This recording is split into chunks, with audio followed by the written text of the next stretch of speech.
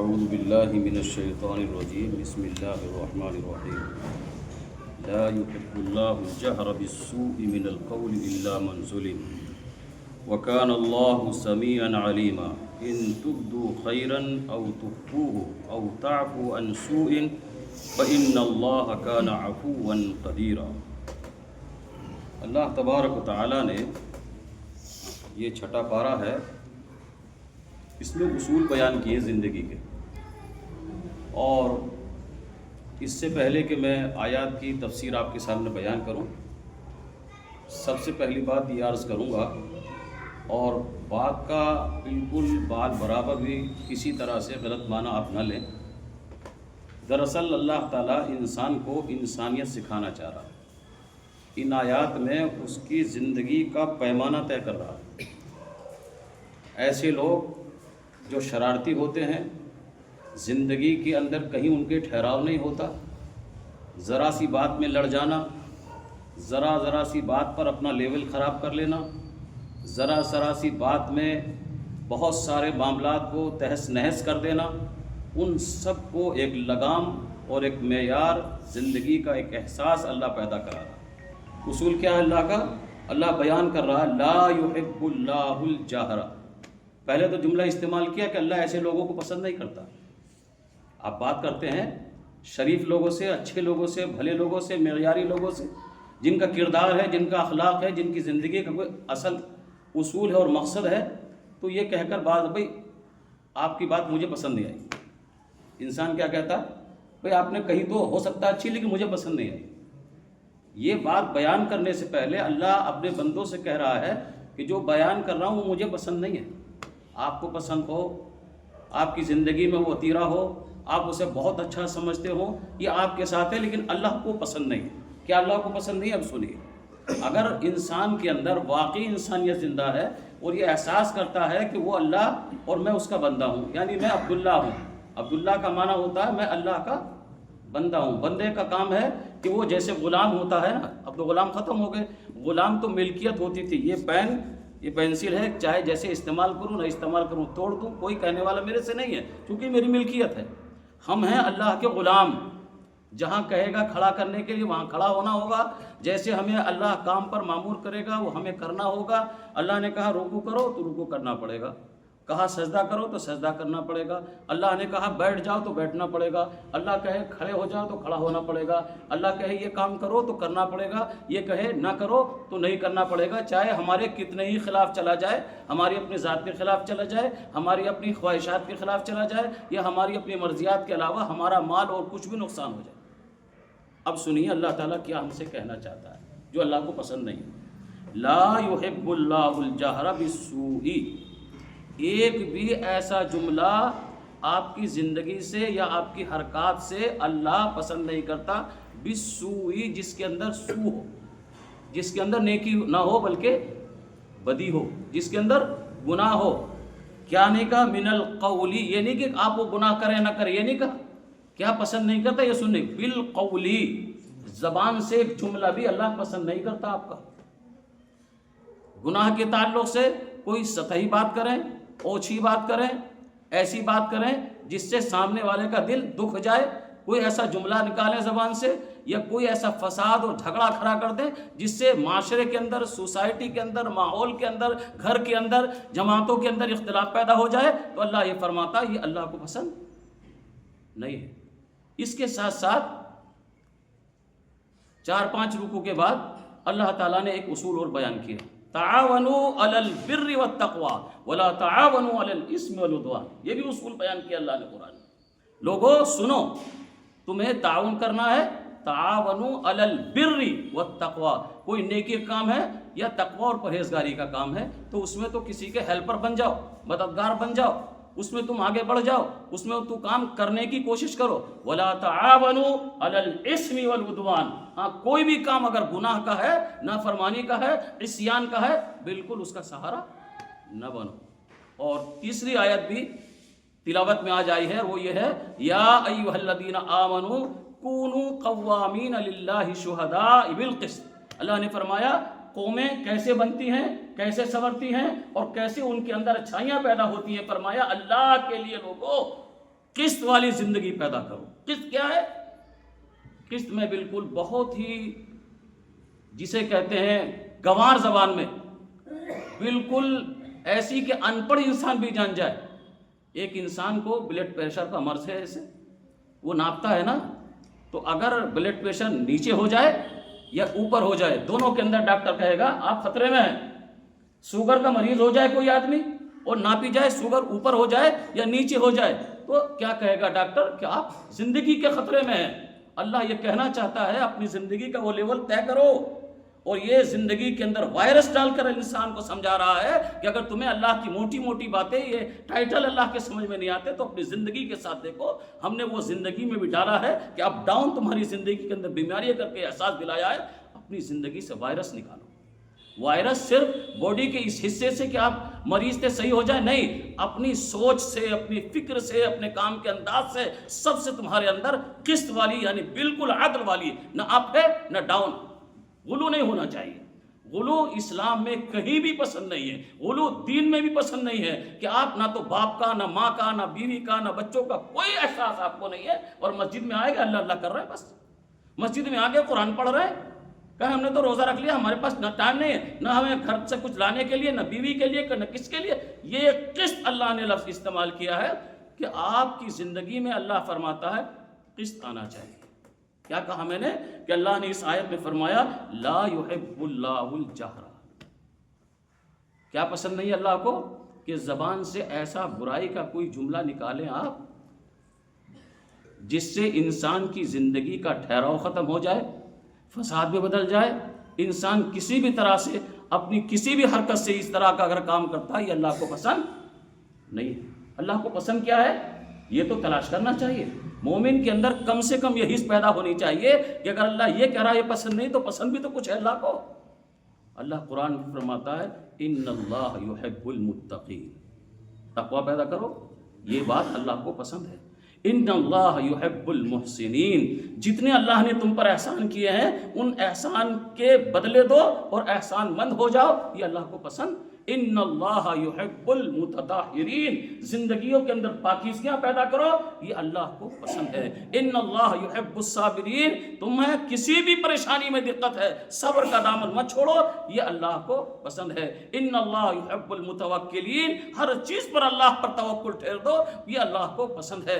ان اللہ یحب التوابین، آپ کہتے ہیں تقوی ہماری زندگی میں نہیں ہے، صبر ہماری زندگی میں نہیں ہے، توکل ہماری زندگی میں نہیں ہے، یہ قسط ہماری زندگی میں نہیں ہے، تو اللہ نے یہ جملہ استعمال کیا کہ اللہ یحب التوابین۔ توابین کسے کہتے ہیں؟ اللہ سے توبہ کرنے والا۔ توبہ کون کرتا ہے؟ گنہگار، یعنی گناہ تو آپ کے ہیں، آپ متقی نہیں ہیں، صابرین نہیں ہیں، اللہ سے خاشعین نہیں ہیں، اللہ کے قریب نہیں ہیں، تو آپ گنہگار تو ہیں۔ اللہ کہتا ہے میں گنہگاروں سے بھی محبت کرتا ہوں۔ کب تک کرتا ہوں؟ جب گناہ چھوڑنے کے لیے نادم ہو جائے، شرمندہ ہو جائے، میرے سامنے جھک جائے، توبہ کر لے۔ ہمیں کم سے کم یہ احساس تو اس میں نکالنا چاہیے کہ ہم اگر اچھا نہیں کر رہے ہیں اب تک، تو ہمیں یہ تو اپنی زندگی میں ڈھال لینا چاہیے کہ ہم اللہ کے سامنے توبہ کریں اپنے گناہوں کی۔ اور یہ رمضان کا مہینہ اسی لیے آیا، تو کیا فرمایا؟ لا يحب اللہ الجہر بالسوء من القول الا من ظلم۔ ہاں ایک جملہ اللہ نے استعمال کیا کہ اگر آپ کی زبان تیز ہو سکتی ہے، سخت ہو سکتی ہے، آپ بالکل کھڑے ہو سکتے ہیں، وہ ظلم کے خلاف کھڑے ہو سکتے ہیں۔ آج ظلم کے اندر بھی ہم اپنی تفسیریں کر رہے ہیں، اپنی تعویلیں کر رہے ہیں۔ ہم اپنے سماج کے خلاف نہیں کھڑے ہوتے، ہم اپنے بیٹے کے خلاف نہیں کھڑے ہوتے، اپنے باپ کے خلاف نہیں کھڑے ہوتے، اپنے بھائی کے خلاف نہیں کھڑے ہوتے، یہاں تک کہ اپنی برادریوں کے خلاف نہیں کھڑا ہوتے۔ جہاں کھڑا ہونا چاہیے ظلم کے خلاف، وہاں ہم سنجیدہ کہتے ہیں، خاموش کہتے ہیں، یہاں سے گزر جانا ہم آسان سمجھتے ہیں زندگی کا۔ تو اللہ نے فرمایا اللہ کو پسند نہیں ہے کوئی بھی جملہ تمہارا تیز زبان سے ہو اور وہ سوء کے ساتھ ہو، برائی کے ساتھ ہو، گناہ کے ساتھ ہو۔ وَكَانَ اللَّهُ سَمِيعًا عَلِيمًا، سنو ہر چیز کو اللہ سنتا بھی ہے۔ جملے کے اندر کتنی تلخی ہے، کتنی خرابی ہے، جملے کے اندر کتنا کچھ وائرس ہے، یہ اللہ سن رہا ہے۔ تم بھی سنتے ہو، تمہیں بھی محسوس ہوگا۔ اللہ فرماتا میں سنتا بھی ہوں وعلیما، اور میں ایک ایک چیز کو جانتا بھی ہوں۔ تم کیا کہہ رہے تھے، کیا بتانا چاہ رہے ہو، اور اب لڑے میں یہ نہیں کہنا چاہتا، میں یہ نہیں کہنا چاہتا تھا، میرا مقصد یہ نہیں تھا۔ اللہ کہتا ہے میں جانتا بھی ہوں تمہیں کہ تمہارے دل میں کیا تھا، جو زبان پر آیا ہے، کس وقت آیا ہے، کس انداز سے آیا، یہ سب اللہ جانتا ہے۔ آگے فرمایا ان تبدوا خیرا او تخفوه او تعفوا عن سوء فان اللہ کان عفوا قدیرا۔ ان تبدوا خیرا، یہ تو برائی کی بات تھی، فرمایا اگر اچھائی تمہارے اندر ہے، ان تبدوا خیرا، کسی بھی اچھائی کو اگر تم ظاہر کرو، او تخفوه، یا تم اس کو چھپا لو، یہ تو تھا برائی، لیکن اگر اچھائی تمہارے اندر ہے تو چھپا لو یا ظاہر کر دو، او تعفو، اس کے ساتھ فرمایا یہ تمہارے اندر یہ خوبی آ جائے اس سے کہ جو برائیاں کی ساری چیزیں تمہارے سامنے کسی نے اڈیلی تھی اور فساد پیدا کی، ان کو بھی اللہ کے واسطے معاف کر دو، تو کیا ہوگا؟ وَإِنَّ اللَّهَ كَانَ عَفُوًّا قَدِيرًا، اب تمہارا واسطہ سیدھے اللہ سے ہو گیا، وہ ایسی چیز معاف کر دے گا جو تمہارے تصور میں نہیں ہو سکتا۔ یہ اتنا لمبا گناہ کیا، یہ بلنڈر کیا، یہ فاول کیا تمہارے زندگی کے، شاید یہ تو معاف نہیں ہوگا، اللہ فرماتا ہم وہ بھی معاف کر دیں گے، کیونکہ ہم ہر چیز پر قدیرہ، قدرت رکھنے والے ہیں۔ یہ ظلم بڑھایا جا رہا، فساد بڑھایا جا رہا، برائی بڑھائی جا رہی، معاشرے کے اندر کسی طرح کا وائرس بڑھایا جا رہا، اس سب کو لگام ہونی چاہیے، یہ اللہ تبارک و تعالیٰ ہمیں اس آیت سے سمجھانا چاہتا ہے۔ اس کے بعد اللہ تعالیٰ نے باقاعدہ وہ چیزیں تم پر حرام کی ہیں مسلمانوں پر، وہ بیان کی۔ حرمت علیکم المیتۃ والدم ولحم الخنزیر وما اہل لغیر اللہ، بھی فرمایا تم پر حرام ہے، ہر مردار حرام ہے، مر گیا حرام ہے۔ رسول اللہ نے دو چیز حلال قرار دی ہیں، ایک تو ہے مچھلی اگر مر گئی، اور ایک ہے اگر ٹڈی مر گئی، تو فرمایا حلال ہے تمہارے لیے۔ اور فرمایا والدم، خون بھی حرام ہے ہر طرح کا، لیکن دو خون اللہ کے رسول نے کہا یہ جائز ہے اور حلال ہے، ایک تو کلیجی ہے اور ایک تلی ہے، ورنہ سارے خون اور سارے مردار اسلام نے حرام قرار دیے۔ ولحم الخنزیر، خنزیر کا گوشت مکمل حرام ہے۔ وما اہل لغیر اللہ، اللہ کے علاوہ دوسرے کا نام کسی پر بھی لے دیا گیا جانور پر تو وہ سب حرام ہے۔